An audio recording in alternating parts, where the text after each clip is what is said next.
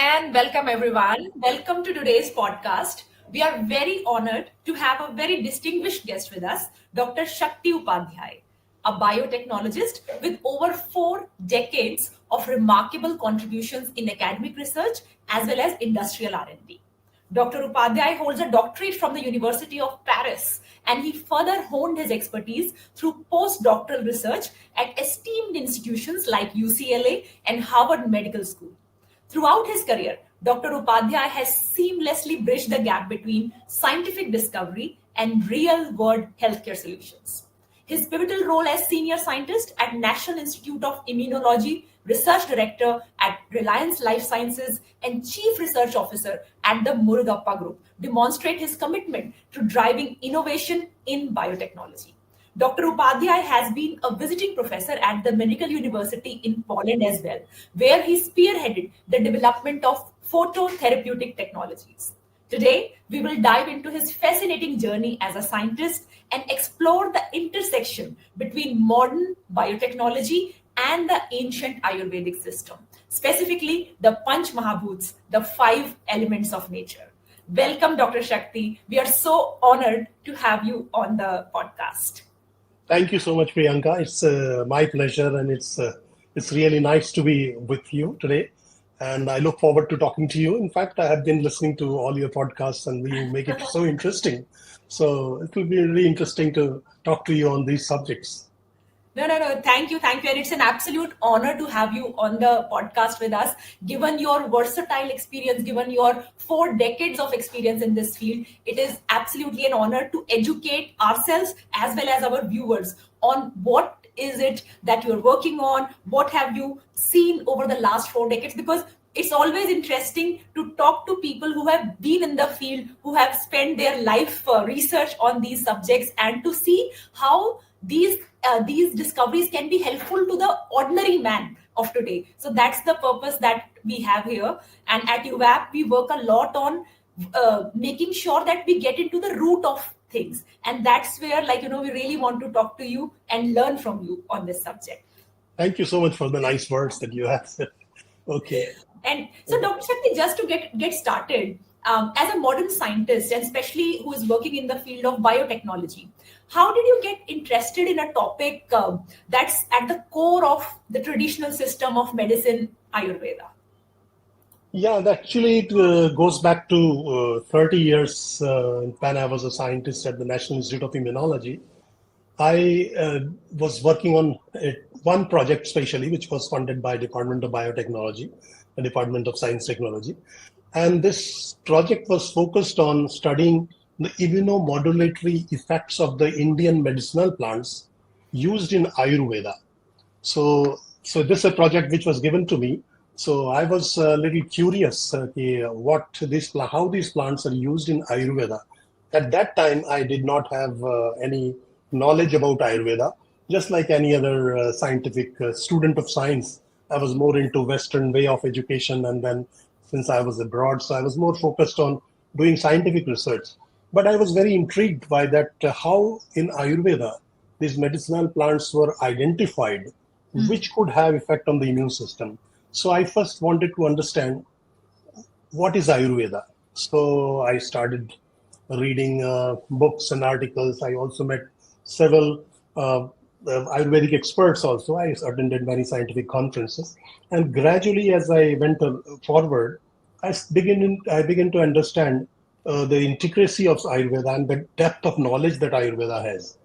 And initially, of course, it was a little challenging for me because the terminology which is used in Ayurveda, it's our tendency that we simply translate into English. When you say Pancha Bhuta, which is like 5 elements, and when you describe the 5 elements, this will be earth, water, fire, air, and space.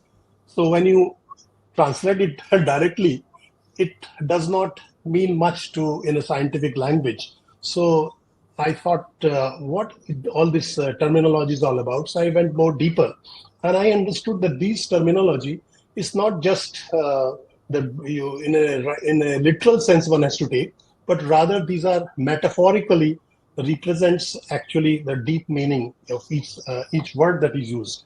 These are actually the keywords. So that's how I began to understand.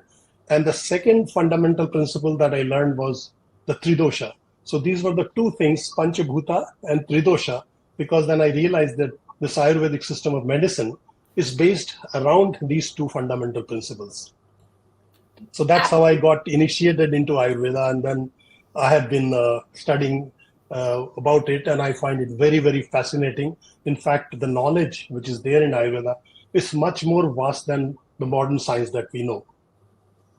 Very nice, very nice. And especially hearing it from a scientist like yourself does add a lot of credibility to a system that at the heart we know has a lot of has a lot of depth into it. So my question to you would be, just to get started, what are the five Panch Mahabhuts when we spoke about? What is the significance and how do they relate to various things that we experience on a day-to-day basis, and the word as we know it, the material world as we know it? How do these Panch Mahabhut, what are these? What's the significance? If you could just talk to us about that. Sure. From looking from a scientific perspective, the Pancha Bhuta, when said this, everything in this universe is made up of this Panchama Bhuta, or the five elements. So that means the composition of the universe is like a mixture of these five Panchabhuta, and to different degree or proportions. Now, if it's a constituent of a universe, the question comes, where did these come from? So I was again, I was intrigued by that, because it goes back to the time of creation. What is understood in our Vedic philosophy or Vedic sciences, I would say, that the creation happens in a pulsatile way. At one time it's unmanifested, and then it's manifested, and it goes in a pulsatile way either way. And there is a time frame which probably runs into billions of years. So when an unmanifested mass or the energy becomes manifested, the first element that appears is what we refer to in Ayurveda as Akasha. Akasha is a space, because till that time, Akasha, I did not understand the significance of Akash. So Akash could be understood that if there is a undifferentiated soup which is unmanifested as yet, if there is a bubble which appears, the bubble grows. So there is a space within this bubble, and that is where that all the subsequent creation will happen. So probably there are many such bubbles happening into this undifferentiated mass, and there's a time when these bubbles happen. Probably science understand that as Big Bang, because what we understand Akasha is the basic characteristic of Akasha is also like sound. It can be perceived through the sense of hearing. So there is a correlation between this first element, which is Akasha, with the sense of perception, which is hearing. And the quality of this element is like sound. Of course, we hear only a very small frequency of the sound waves. But in our traditional system, it says that like the primal sound was the Om, from where the entire creation happened. So the Akasha, which happened like a bubble within that undifferentiated mass, was the first thing. So this bubble was not empty; it was filled with vibrations, and that vibration had the characteristics of sound. Now, besides that, then the next element which appeared due to very fast energy dynamics within this bubble, which gave rise to the next element, which is referred to as Vayu, or in English would be air. So air, if we try to understand in terms of air, then it will be very difficult. Air is actually represents anything which has a movement. So within that energy movements, that created the next element, which is the Vayu, or air, and which had the, like, you could perceive this air through the sense of touch. So with that, with came through the skin, then we can actually perceive air through our perception of touch. So, and the air is not just, probably we'll discuss it more in detail subsequently, but air is not just oxygen and nitrogen. It's much more than that. So the air has a electromagnetic properties. It also is, it has ionic charges like positive and negative, not in the good or bad manner. Positive, negative is always the opposite poles of the ions. So air is surcharged with that. So it has a lot of properties and which can be perceived through touch. Now, again, as the creation continued, the air gave rise to the next element, which was the fire element. The fire element comes with the light and heat. So that is what the next element was, that could be perceived through vision. The fire and light can be seen through eyes. So that is the next version, next step of creation. That is the energy, which is fire. And then the energy formation or the continuation of this creative process continued. The next element came with the what is referred to as jal or vayu, sorry, jal or water. Water. So this water can be perceived through taste. So you see now, there is for every element there is a sense perception. There is an organ for sense perception. Then with water came the fluidity, and as it subsequently as the creative process continued, then it made converted into solid mass, which we refer to as earth. So this is how these are actually all these Pancha Bhutas. They represent different state of the matter. The earth would represent the solid phase, the water would represent the liquid phase, the fire would represent all the energy dynamics which happens between this different elements. The air would be the element which is responsible for all the movement, and space which holds everything. So that is my understanding of this Panchabhuta, and I'm trying to understand this from a scientific perspective. So this is how probably the creation happened. Okay, this sounds very interesting, and like I'll just repeat what you said so that I make sure that I have grasped everything. So in the beginning there was space, and then from space then air came next, then from air the next one was fire, then you have water, and then you have earth. So these are the five elements which are there in the Panch Mahabhuta, each having their own distinct characteristics, and kind of in everything that we see in the material world. It's a combination of or an interplay of these five elements displaying themselves in different expressions. So even in our body, even in the plants, even in the, everything that we see, there is movement, there is sound, there is a space that is holding everything together. There is, of course, earth, there is water, and then there is fire. Yeah. So all five. No, this is really interesting. So does that mean like we spoke about these five elements of nature or Panch Mahabhuta. In Ayurveda, you also mentioned about the concept of the Tridosh. Right. Are they related? Like, let's start with, because a lot of these days I think people do have interest in Ayurveda, but they do not fully understand how it works. So now we understand, okay, these are the five elements that make up the body. So if this is my body, so these are the five elements in different proportions are making up my body. But what is this concept of Tridosh? Is it some dosh in the body? What is it? Let's, we would love to learn more about it. Yeah, same thing. I went through this same exercise because once I came across that this is another fundamental principle is Tridosha. So one part is that the constitution or the composition of our body, like our body, as we say in this planet Earth, we are 60 to 70% is water. So water is the predominant element, but there are other elements are also present, as you mentioned. Now, one part is the composition, and second part is how do they function. So this functionality, it depends on how they are regulated.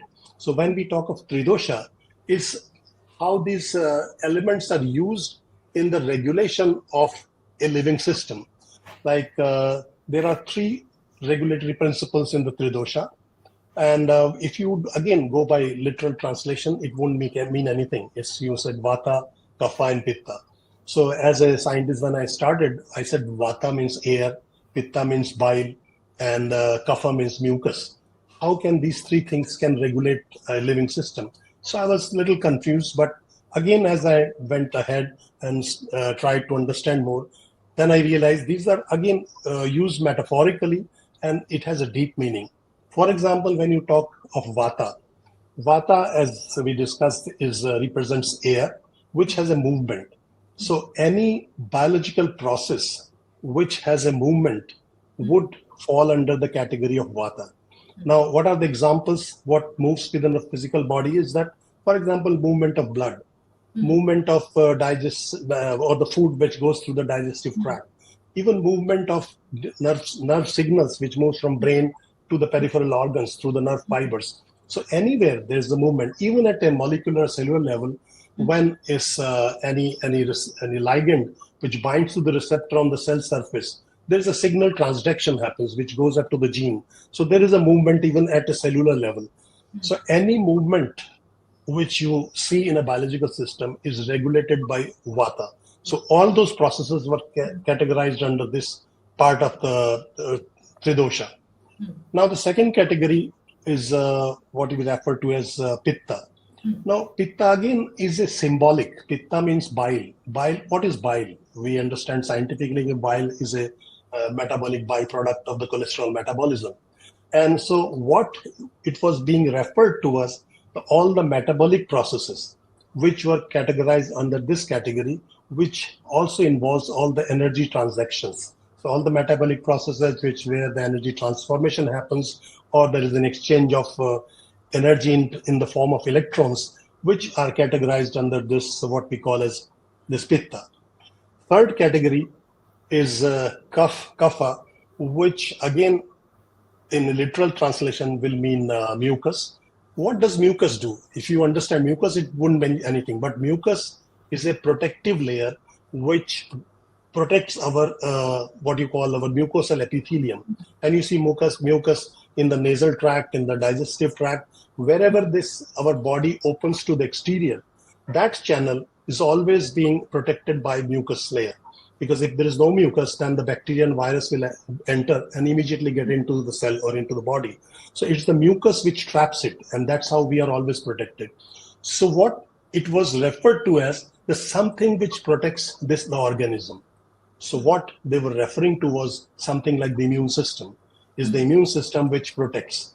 And also immune system has dual function. It protects our body against any external invasion. And if there is a damage, it also does the repair work. So what I understood science as a scientist, that vata is all the movement, any biological process which has movement. Kapha is the all the metabolic processes within the body, and kapha would be the protective mechanism, which is like immune system. So these are the three regulatory principles. Now, vata, when you say, it's not again a symbol, it's a combination of akash and air. So these two elements form the vata. Pitta is mostly the fire predominantly, and kapha would be water and earth. So these elements which constitute our body, which also forms the regulatory principles. So that's how our body physiology is being regulated by these three systems. And these three uh, principles should be balanced in order to have a healthy life. If there is any imbalance, then it will translate into a disorder. So that needs to be corrected and brought back to the again what we call as the balancing the tridosha. So these are the two major fundamental principles that I found in Ayurveda, and that's very, very fascinating. This is this is again really interesting, and I'm always very intrigued by how this the entire system works. So like the five elements which are kind of making up the entire body, and then there are three dosha like vata, pitta, and kapha, how they are each responsible for a cross functional thing, something that we miss sometimes in allopathy is a very reductionist view of the body, like this is liver, this is how it functions, this is heart, this is brain, whereas these three systems that you mentioned, you did not name the organ. These Yeah. are kind of the forces that are together to create the system that we are, like you mentioned about vata, which is kind of controlling all the movement in the body. Then there is pitta, which is controlling the metabolic processes, and then kapha, which is protecting us and kind of giving us a structure in this entire process. So that's the beauty, and the more you get into a human body, I think it starts looking more and more magical, and more, I think, very beautiful. So how do you think, like the balance between these three forces uh, is responsible for either the state of homeostasis or the state of disease, like the disbalances, how is that causing the disease? And so how does it do it? I would like to know that. And also for the audience, how do they maintain this balance so that they do not, if they have a disease, they can look to kind of stop the progression, or at least what can they do, what can a person do to create this balance, and why does it get disturbed? So like, if I asked two questions in one, but Yeah. maybe first we can ask about, we can discuss about what balances or disbalances these three systems. Okay. So, in terms of balance now, since if all these three systems would be balanced, and if there is any imbalance that translates into a disorder, so each one, as we has mentioned, that each of this, like Vata, when we say is air and Akasha, so if the Vata is more or less, it can be controlled by these two elements. Same way, the if the our metabolic processes, there is something disorder, the same energy has to be controlled. Like for fire element, all these things which can control fire has to be used. Same way, a third thing, that is the kapha or immune system, all the substances which regulate this thing can be used to bring out the balance. So balance, homeostasis thing, that we know that anything which is overperforming or underperforming, both ways will end up in having a disorder. That's why all the diseases that we see, they are either hypertension or hypotension, hyperglycemia or hypoglycemia, or hyperthyroidism, hypothyroid. Why this is? Because either these are imbalanced in a way that they are over functioning the system, or they're underperforming. So in either case, we need to bring the balance. And there are also two levels of the balance that is required. Now, if we have to understand our human body, there are two components, two aspects of that. Just like a computer, we know that we have a hardware and we have a software. So these are the two components of the same. Without software, hardware is will not be functional, and software alone cannot be of any use. So both have to be together. And besides that, besides hardware and software, you need yet another element, which is the energy. You have to connect your laptop or desktop to power, because to get the energy. Without that energy, will this both things will not function. So equivalent of that in our our human body would be the physical body would be equivalent to or similar to like the hardware, and the mind would be like a software. So both mind and body actually function together, and for that we require the energy. Now, in a computer, you only require only one type of energy, that is electrical energy. But in human body, there are five different, all the sensory inputs actually can be used as a for receiving the energy. So there are energy which comes from like earth. It comes from all the food that we eat, which provides all the nutrition and energy. And if we are eating the right kind of food, so we'll have the right balance in the earth element. Same way, when we see, say, water, obviously we think in terms of tap water or some river, but water is also something that like we eat from nature, like fruit juices. Those are also water. And you will see that nature, there are different types of fruits which we find in different seasons. In winter, mostly you'll find all this what you call citrus fruits, whereas in summer you will find all the watermelon kind of too. So they are also water, but they are therapeutic waters. So that's why when you drink those water in the right season, then you will also have the therapeutic effect. So water as such can, in that sense, can be used for therapeutic purposes. Now, for balancing this earth element, like for kapha, then the second element is the fire, or this what you call the pitta. So that can be balanced using the light, and that has been my interest also. So how light can control the energy systems within our body, and that light, when we refer, originally light comes from sun. So sun has a tremendous effect. So it can actually regulate any of the biological systems. You can increase or decrease any biological system depending on what kind of frequency you're using. So if you are exposing yourself to the sunlight, like you have been discussing about the early morning sun, just after sunrise, there you get the right kind of vibrations. And if you are exposed to that, your system will function normally, because these are the essential components that we need. Normally, what people do, that they are afraid to go out in the sun. Why? One thing, because they feel that their skin will get darkened because of the pigmentation, or they will get sunburned. So what happens that when we talk of sunlight, it's not a single entity. There are first, there are 7 different frequencies of light. Those we perceive as 7 different colors. Now from red to violet, there are Vidgyur, what we call as. Now beyond violet is the ultraviolet, and beyond red is the infrared. So all the damages that we see is because of, either because of ultraviolet or because of the infrared. But all the 7 frequencies which are in between, which are, we refer to them as a visible frequency of light or visible light, those are essential, and we do need those to balance our system. So that's what, when we get exposure to the sunlight, we absorb that energy. And thirdly, the air, of course. So we know that we take that energy through the breathing. Now when we talk of air, normally people will understand air just as a mixture of oxygen and nitrogen, but that's not true. Even science has not reached to the understanding of the air. So air is not oxygen and nitrogen. I'll give you an example. Suppose if I take a glass of water and I add 1 spoon of sugar and dissolve it, it will be a clear solution. Then I take a spoon of salt, I dissolve it, it will be again it dissolve and become a clear solution. Now, if I say the definition of water water is a mixture of sugar and salt, so this will be a wrong definition. Water is not a mixture of sugar and salt, but water is carrying sugar and salt dissolved into it. That will be the correct way of putting it. Same way, when we say oxygen, nitrogen, and other gases, the air is carrying those gases. Air is not oxygen.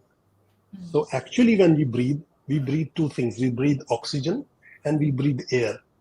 And oxygen is utilized for all oxidative metabolism in our body, which is absorbed through the lungs, goes to our red blood cells, and which take it to different parts of the body. And there is an energy exchange, and then we release that in the carbon dioxide. So that is one part of the breathing process. The second part, which people, the science has not reached or learned about, that is the actual air element, which is the energy for the mind. That's why all the yogic processes, all the exercise are based on the breathing process. And interestingly, breathing process is the only biological process which is under voluntary and involuntary control both. This is the only biological process.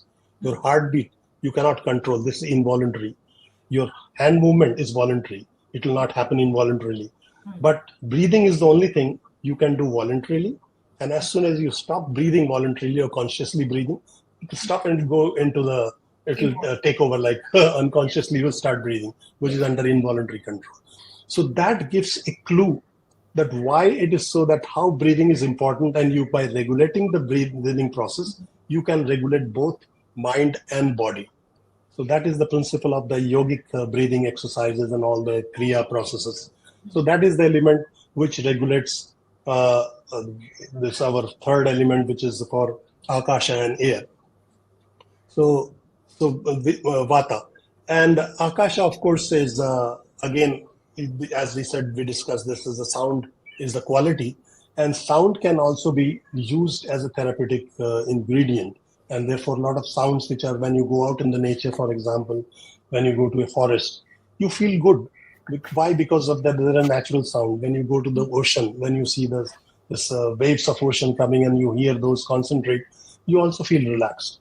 So all these 5 Pancha Bhuta, in the form of the Tridosha, these are the 3 regulatory principles, they can have a therapeutic effect. So if there is any imbalance between these, you can correct it using any of the 5. But mostly the Ayurvedic principle, they use the herbal medicine, which is the part of the earth, because earth gives rise to all these plants. And there are plants categorized which can regulate our all the 3 systems, like kapha. There are this is what I was studying at, this immunomodulatory effect of the medicinal plants. So I was looking at those plants which has effect on the immune system. Similarly, there are set of plants which are effect on our hormonal system. There are also plants which also have effect on our neural system. Like, for example, it give you Brahmi, which is very good Yes. for our brain and neurological system. So there are, so like in each category you will find plants. So the Ayurvedic doctors, when he sees you, he will find first what are the imbalances, and depending on the imbalances, they prescribe these different combination of medicinal plants. So that is one part of the treatment. But there are other elements also which can be used for therapeutic purposes.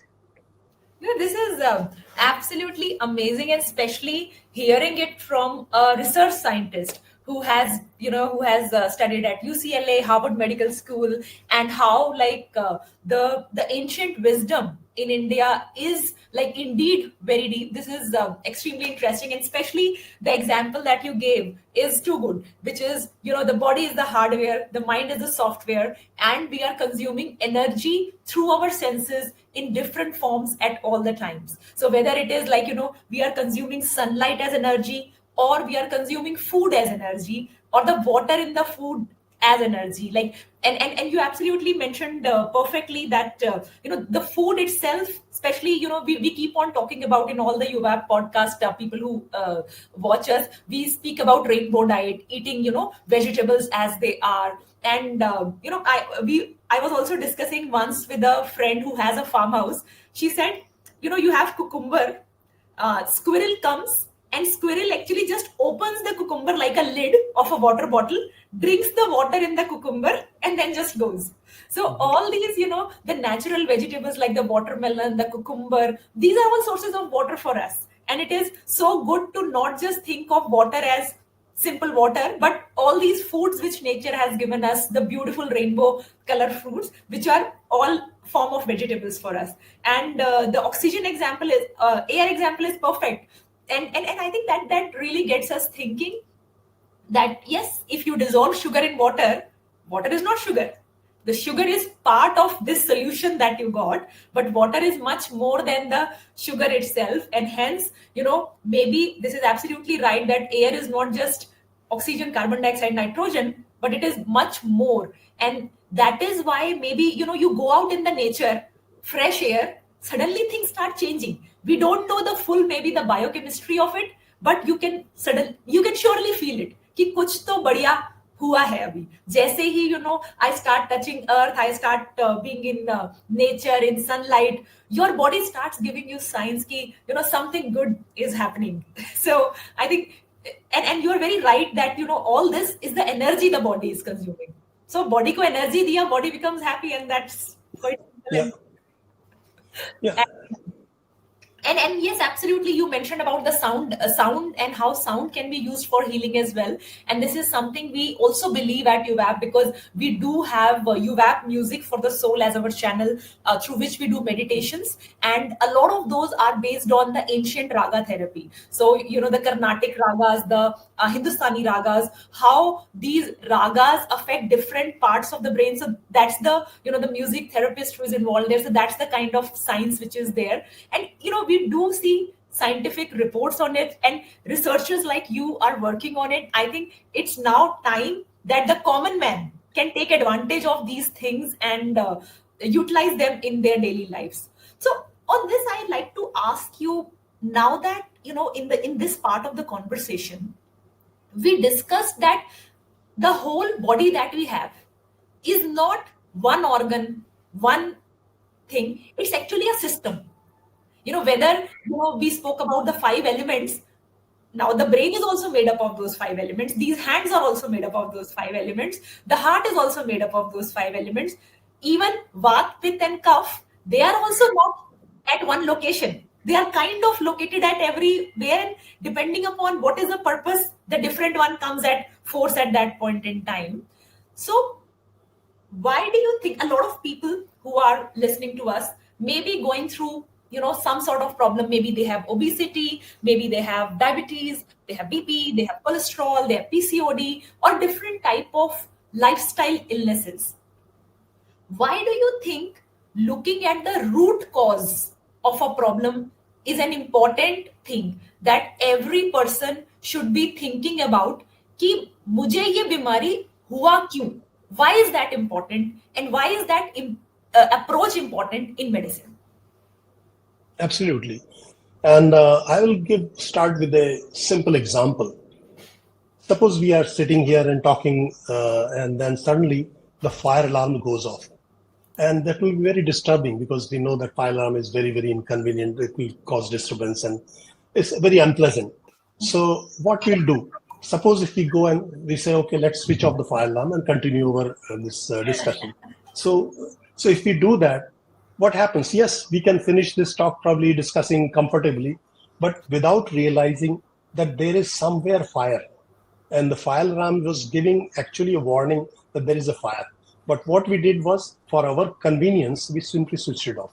So that's exactly what we do when we take these medicines, which are only symptomatic. So when, suppose if you, in fact, the pain is the most important fire alarm in our body. So whenever you have pain, this pain is indicating that please attend to that place. There is something wrong there. So you go and focus on that and do whatever is required to be done. But instead of that, you take a painkiller and you switch off the fire alarm. So you are happy because you continue with your life and without realizing that there is a much deeper issue, which is because of that this pain is happening. So till your medicine effect lasts, your pain will be gone, but again it will come back. So if we do not look at the actual cause of that pain, we'll never get rid of that. So that is what actually what in our, unfortunately, the modern science has gone into, modern medicine has gone into more of a symptomatic treatment. Most of the treatments are, you will see they are symptomatic, and except for only few, when we talk of only infections, there are drugs which are directed against the disease causing agent, that is bacteria or virus or fungus. But the rest of the diseases, they're only treating, we are only treating the symptoms. If the sugar is high, you take a drug which will lower down the sugar. But why the sugar should be high or sugar should be low, whether why the blood pressure should be high or should be low, we simply, if there's a blood pressure, what we do, we use a vasodilator. So the blood vessels, they will expand, so automatically pressure will drop, and suddenly, so you are fine, you keep taking this medicine, your blood pressure will be under control. But why there should be blood pressure, first of all? So that we did not find the cause. So therefore, as you rightly said, the most important thing is to find the root cause of that. And that is all the basic principle of our traditional system medicine, Ayurveda, because the doctors would go in deeper into where the cause lies, not treating the symptoms alone, but treating the cause. And once you treat the symptom, treat the cause, symptoms will automatically disappear. And that's probably the reason that Ayurveda treatments take little longer than the modern medicine is very good for acute situation, for emergency situation. There is no comparison, because if somebody is getting a heart attack, you cannot Yeah, go to an Ayurvedic doctor. And absolutely. so for emergency situation, modern medicine is excellent. You have to do whatever is needed to be done. But for a chronic condition, you cannot keep on treating the symptoms. So you must go deeper into the root cause of the disease and identifying that, and then bring the balance back. So that is what the philosophy of Ayurveda, and that's what the Ayurvedic principle is. No, no, this is again, like, hearing it from a research scientist is extremely, comforting to the view that, UVAP has always held, which is find your why, find the root cause of what's happening to you, whether it is weight gain, whether it is, your diabetes, your any type of chronic condition. And as you very rightly mentioned, for acute situations, of course, we have to go to hospital, of course, we have to go to modern medicine. But something which is a result of a lifestyle, how can you just stop the Right. symptom there and expect everything to be okay, and not, the pipe will burst somewhere else now after a few Yeah. years, then what will Right. you do? Yeah. So I want to now learn from you about your experience, given now the research that you are doing in phototherapy as well. Have you seen holistic practices, like you mentioned about diet, you mentioned about pranayam as well, you mentioned about sound therapy, you mentioned about sunlight therapy, and a good diet. Have you seen, what type of results have you seen in people having chronic conditions? And if you could just share a few cases where you have seen, and what were their problems, how did it get resolved, what type of lifestyle, diet changes, sunlight changes, or phototherapy changes they did, because that will give hope to a lot of people who are listening this, because a lot of people could be suffering today because of their diabetes, because of their autoimmune conditions, and we want to learn from your experience. What have you seen with the patients that you have worked with? Okay. So first of all, I would say that as a scientist, I started working on the immunological interventions because immune system is responsible for defending us against all, for example, external invasions, or if there is any damage which is caused by even internal processes, then the immune system would also repair those. Its immune system is just like our armed forces, so which is guarding our borders. So if there is any invasion, they will go protect us. They will protect the boundaries of the country. And if there is at the same time, if there is a natural calamity, for example, the same armed forces will do the rescue operation. They will build bridges, they will build roads, and they will try to bring back the normalcy. So immune system exactly does that. It, on one hand, it protects against all the disease causing agent. Secondly, if there is a damage has been done, it does the repair work. So both are essential. So my being an immunologist, my focus was how to use immune system to find therapeutic applications of that. Now, in the process, the first uh, element was which I used was the earth element. That was the project that I started with when I started using studying the effects of these medicinal plants on the immune system. So the source of medicinal plants were identified in Ayurveda, but we did not know how it acts on the immune system. So that was my actually research project was. So I studied each of these plants. We made chemical fractionation and isolated the fractions which were active fractions and looked at how it's acting on the immune system. So we did find that there was a group of plants which could increase the immunity, other group of plants which could decrease the immunity.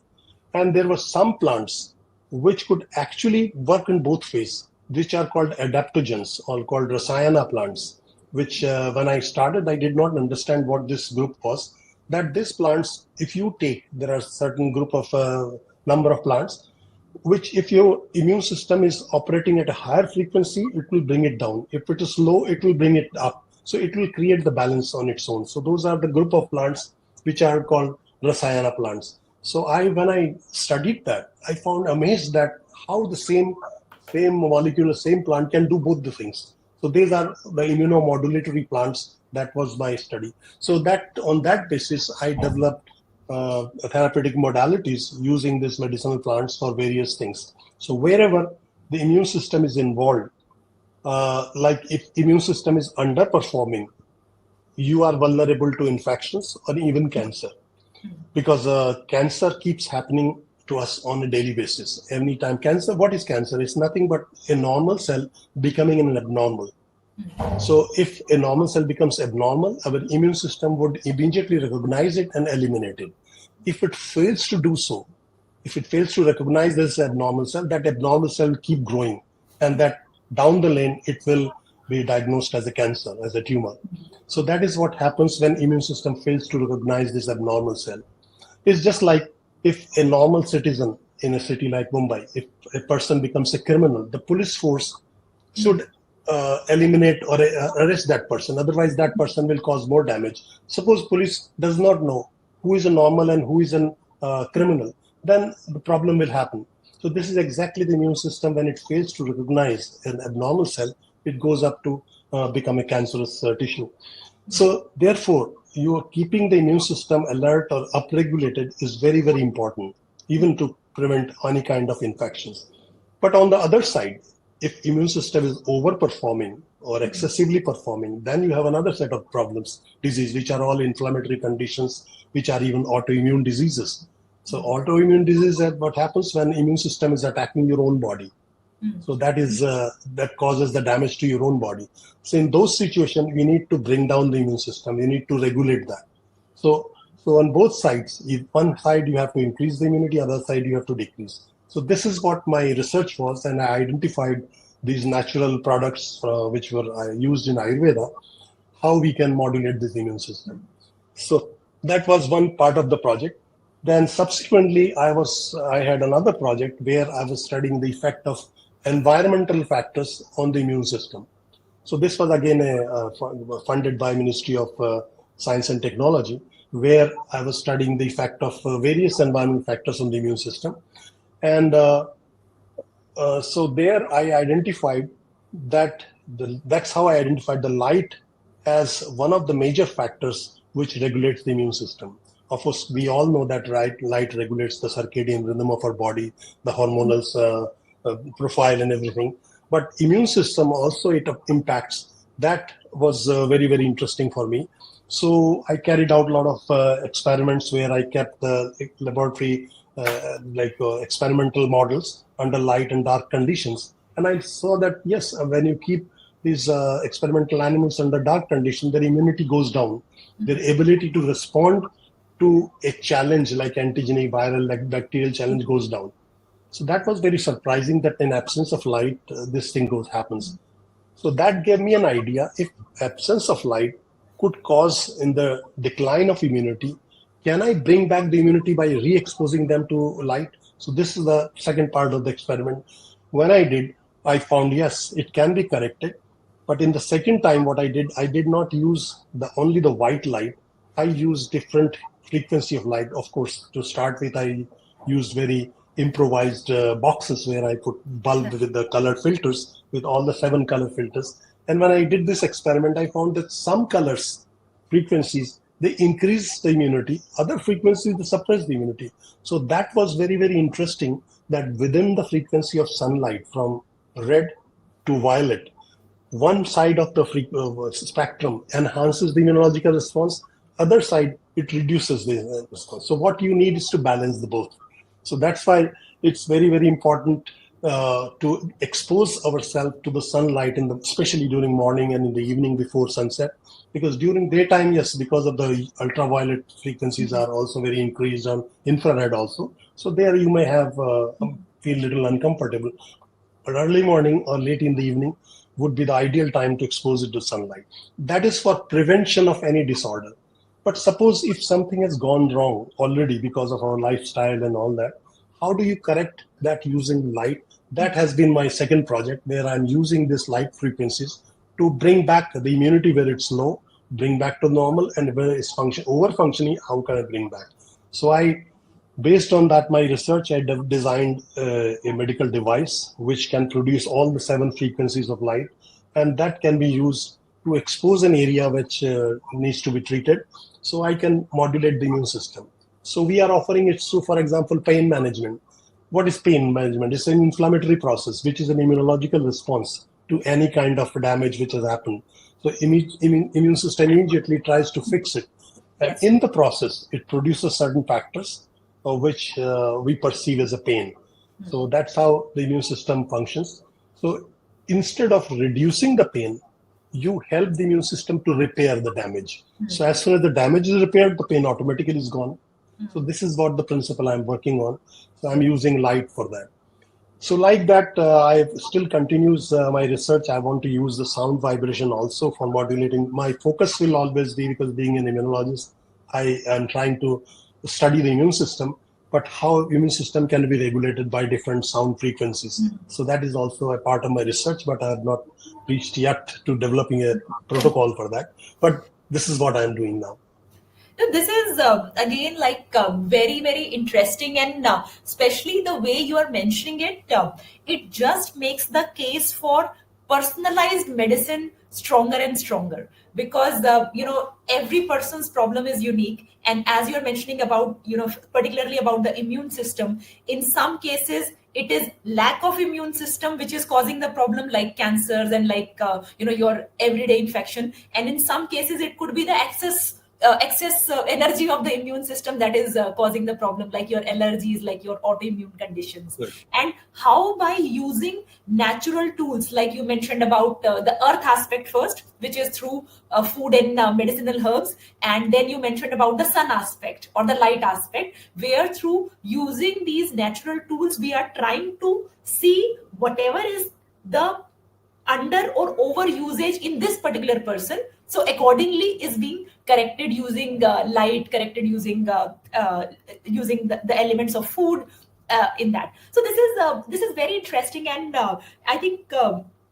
As you rightly mentioned, like, and this we discussed in our sunlight podcast as well, that why people get more sick in winter months is not because the virus or the bacteria are more in winter months and less in summers, is because the immune system becomes weaker in winters compared to summertime when there is more sunlight, and that's why people are always sneezing in winter Right. months. No, and you know the more I get into it, the more is the magic I start seeing in each of these things. Like you spoke about rasayanas and adaptogens, and how the same herb or the same food can be used as a balancing. So मतलब अगर body में वो कम है तो automatically वो ज्यादा कर देगा, और ज्यादा है तो वो ऑटोमेटिकली कम कर देगा. And this is something that we have also seen in our experience when we are helping people lose weight. For example in यूबैक programmes what we have seen is कि एक्सेस होता है तो वो एक लेवल तक ही गिरता है, उसके बाद वो सेम लाइफस्टाइल को रखेंगे, अब और नहीं गिरेगा, अब वो रुक जाएगा. So body and these natural tools, they have a inherent inbuilt intelligence. ऐसा नहीं कि मतलब वो करे ही जा रहे हैं, मतलब, and especially when you are using in natural ways, and that's the magic of it. So do you like, and you also, when we were speaking the other day, you also mentioned about the effect of light therapy you have seen on skin conditions as well. So if you could share a little bit of that, because a lot of female clients that we have, a lot of female audience that we have, they're always looking at something that can enhance their skin or reduce the blemishes. And so what kind of results have you seen of these natural therapeutic elements on skin health? Yes. The skin basically is the largest immune organ. So although we have spleen and other lymph nodes and other things, the blood, immune cells circulating in the blood, but skin is the largest organ anyway, first place. And skin, as I said, the immune cells are always doing surveillance because they keep on moving just below the skin, because the idea is to, if there is any damage in the skin or if any bacterial virus enters into, they will like to stop that. So, and then, as I said, the other side of that, if there is a damage in the skin, if you have cut on wounds or something, then immediately the immune system will reach there and try to fix it and heal the wound. So since it does both, it protects and also repairs. So all the skin problems are because of our either imperfection of the immunity or they are overperforming. If the immune system, with the age, of course, the immune system is weakens, and that's where the immune system cannot produce that kind of growth factors which are responsible for production of collagen. So collagen is a or is a like a ground substance on which all the skin cells are based. Suppose if the collagen there is a depletion because of the not enough production of collagen, then you will see the depressions, and then that depression from exterior surface will look as wrinkles. So that is what we call as aging process because of the depletion of the collagen.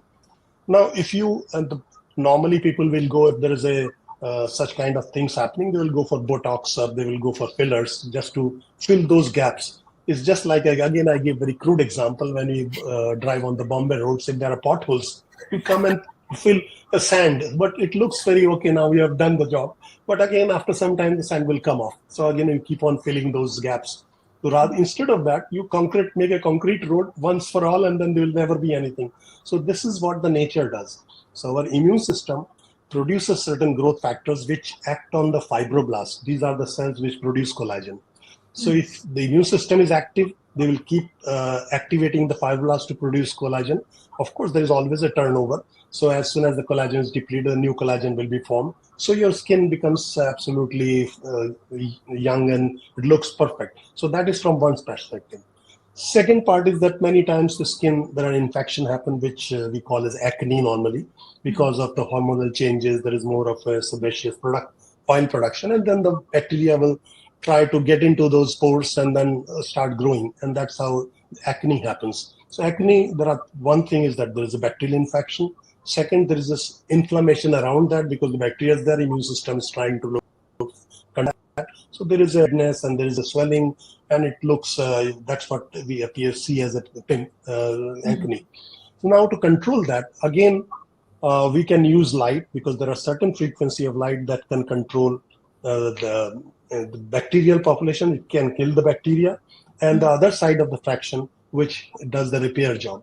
So then you can have that. Oh, sorry, I forgot to mention that for collagen production also, there are certain frequency of light which can activate the immune system to produce the growth factors, which in turn will produce the collagen. So using this light therapy, you can actually enhance the collagen production to have a flattened skin, which will be glowing skin and absolutely look normal.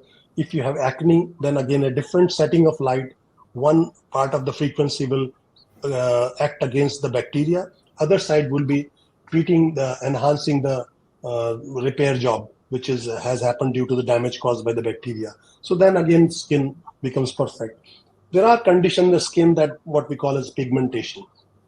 And the pigmentation happens because the melanocytes, there are cells which produce the pigment melanin.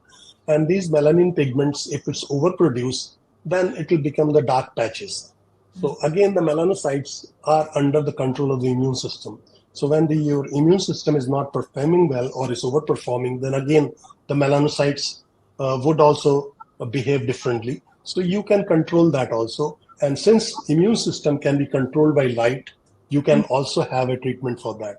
So any kind of skin condition could be treated through via immune system and using the light energy.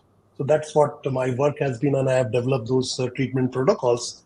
So No, this is if you try, absolutely like, and I'm sure to all the female clients or all the female audience who are listening, in this is something which is music to their ears, because, I have also always believed in being very natural, but at the same time, the fact that your skin should be good, I think this is every woman's or every girl's dream, or like anybody, like nobody wants yeah, pigmentation, nobody wants acne and all those things. And if there are natural solutions to that, then this is something people would like to explore and people would like to listen to, because especially when you are using those chemical creams and all those things, not everybody is comfortable with that, especially if you are using botox and things like that. Again, not everybody would be comfortable unless you are in the beauty industry and unless you're doing something there. But even there, like I have seen people, and always people do have a preference for natural and more holistic ways of treatment compared to the shortcuts, which could offer temporary benefits, like the example you gave, like potholes on the road, but they do look like patchwork. They can never be as good as the natural stuff.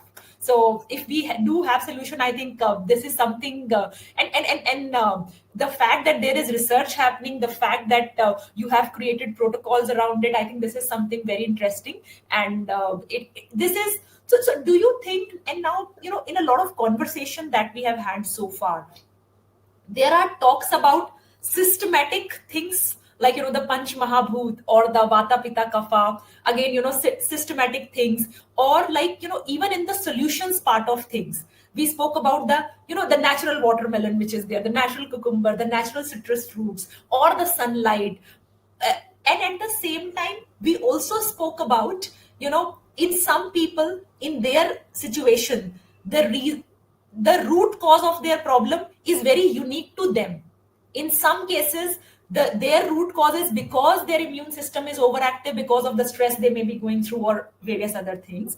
Do you feel right now the system of medicine which is there, it's very non-personalized? Like anybody who gets diabetes gets metformin, anybody who has cholesterol will get statins, anybody who gets a headache takes crocin, right? The reason for that headache could be n number of things. It could be your hormone imbalance, it could be you are dehydrated, it could be anything, you're stressed at work. So do you think the future of healthcare is personalized wellness, personalized nutrition, personalized medicine?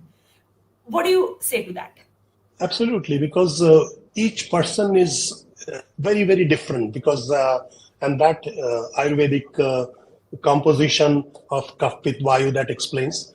And yes, in scientific terminology also, we are genetically very different. Each person, we have a different genetic kind of expression that level.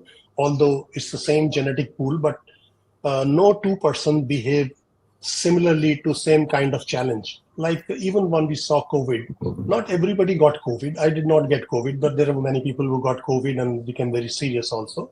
So why that happens? Because somebody's immune system is active enough or can handle this kind of challenges and other person cannot handle.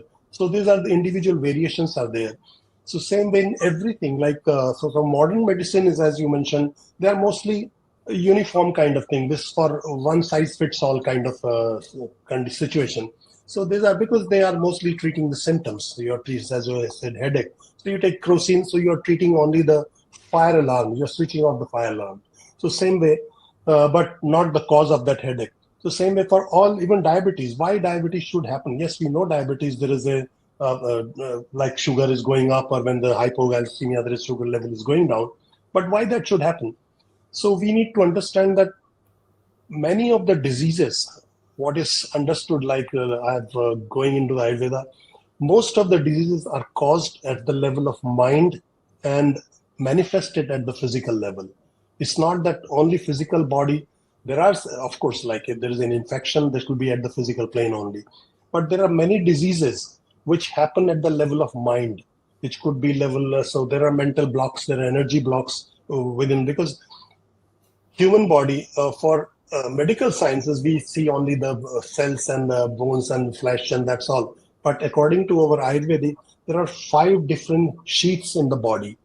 So first is say annamaya kosha, then there's a manomaya kosha, then pranamaya kosha, then vijnanamaya kosha, and then anandamaya kosha. There are five layers of this body which make the human body.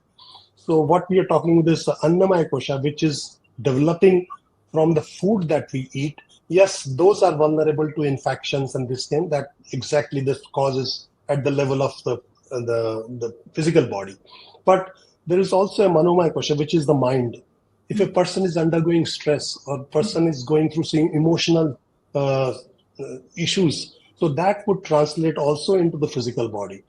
For example, diabetes is not a disease of the physical body. Any autoimmune disease is not a disease of the physical body. Something wrong at the level of minds. There is some blocks. And there are some correlations that people who have some kind of, say, if the guilt feeling and this thing, that could translate into autoimmune disease. If there is an anger, there could be, if the blocked anger which cannot be expressed, that could lead to kind of inflammatory conditions. So all those mental emotional condition also translate into the physical body. So then what happens in the modern medicine, you are treating only the physical body, the symptoms, but real cause is at the level of mind. So that's where we require a personalized treatment. When you go to Ayurvedic doctor, he takes the complete history from the childhood till now, and even all the circumstances that live, how you behave, what are the other issues, not only just looking at your physical body. And then they decide for each person, they tailor-made this kind of treatments is given. So it's actually both the physical body and mind has to be taken into consideration when you are designing the treatment. So that is still missing, that part in the modern science, because body and mind, like in modern way, it's like hardware is dealt by the doctors and the software is dealt by the psychologists. So there is no crosstalk between the two. So once the day it happens, then probably we'll find a better solutions. Correct, correct, correct. No, no, and I absolutely love your explanation of hardware and software. And like you mentioned, the hardware is dealt by the doctors, and software, I don't think anybody is dealing, because people don't go to psychiatrists. Like, really, if something has gone wrong, only in those cases people go. Otherwise, software is at the mercy of whatever happens. It's like Yes.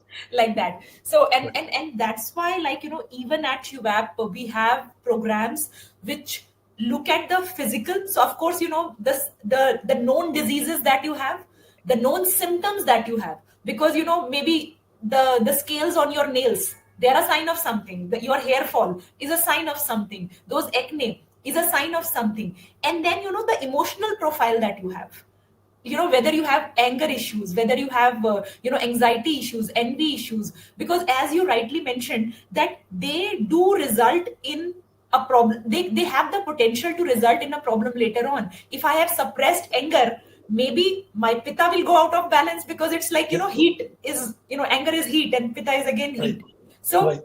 they could have implication. And so is my social, even in our programs we do have our attention on the social aspects as well. What is your corporate life like, what is your family life like, because they do impact your mental health at all levels. And as you rightly mentioned, the mental and the physical, it's the hardware and the software. How can you expect the hardware to work if software is not in place? And as Right. energy, which you defined, like, your right food, right sunlight, right earth, geomagnetic energy is not in place. Now, this is extremely interesting. And this coming from your research experience and what you have seen in 4 decades of experience in this field is extremely, I think, beneficial for the audience, because people are now getting a little tired of these symptomatic medicines, especially for chronic things. Because I see so many people these days, they say कि दवाई कभी कम तो होती नहीं है. Like, people start with one medicine for diabetes, कुछ BP, but over years तो वो बढ़ती ही है. जितनी Right. बार आप अस्पताल जाते हो, एक दो एक्स्ट्रा ही ले आते हो, Right. unless you are doing something at the holistic level. And this is something which is there in the society, and I think the work that you are doing is extremely beneficial for people, because this is breakthrough stuff that you are talking about. Most of the people are still doing symptomatic, and what you are talking, I think that should become mainstream, that should become like the primary solution. हाँ, उससे नहीं हो रहा, कुछ acute situation हो गई है, तब मुझे वो Right. chemicals लेने ही है, तब मुझे वो heart attack आ गया, of course you have to go to emergency room. But first line of treatment should be the holistic practices, and then if something is very very serious, then you have to take modern medicine. No, Yes. so this is so good. And any concluding remarks that you would like to make, sir? So that unfortunately in India have been studying through the Western medicine and Western philosophy. That's been probably the drawback, because then I myself realized when I started working on this field, I wish I knew this Ayurveda. This thing should be taught from the beginning, or from the part of the medical curriculum also, so that then you will have a holistic kind of understanding of the human system. So it's not just you treat the symptoms. So if until that happens, when there is integration of this kind of various different systems of medicine, probably that would bring out probably a better solution, which would be non-invasive, which will have no side effects, but still have the therapeutic value of that. So this is what I think should be done. So in fact, we are sitting on a gold mine of knowledge.